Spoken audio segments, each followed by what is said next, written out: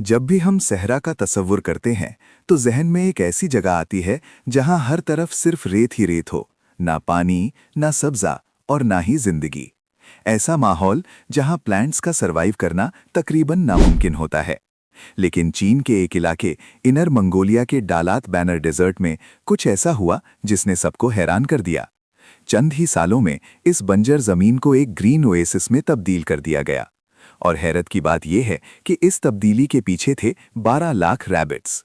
जी हां, इन रैबिट्स ने न सिर्फ सहरा को बदल दिया बल्कि वहां के लोगों की जिंदगी भी अपग्रेड कर दी। एक वक्त था जब चीन दुनिया के उन ममालिक में शामिल था जहां डेजर्टिफिकेशन यानी जमीन का बंजर होना बहुत तेजी से बढ़ रहा था।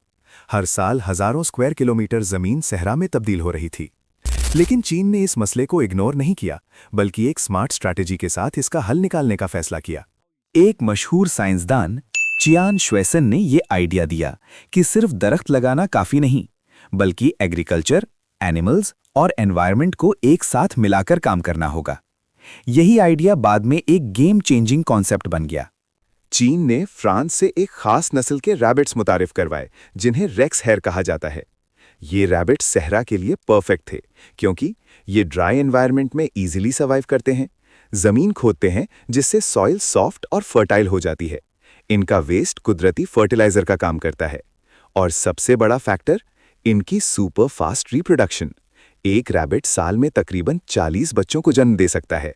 इन रैबिट्स की वजह से पौधों की ग्रोथ रेट 90% से भी ज्यादा हो गई, जमीन में न्यूट्रिएंट्स बढ़ गए और कुछ ही अरसे में सहरा ने सब्जा ओढ़ लिया।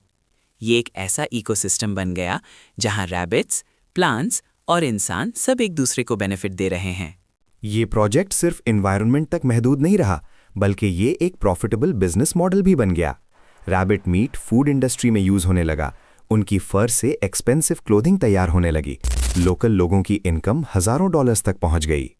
इस कामयाबी को दुनिया भर में सराहा गया और इसे एक ग्लोबल मॉडल माना जाने लगा कि कैसे एनवायरनमेंट और इकोनॉमी को साथ लेकर चला जा सकता है।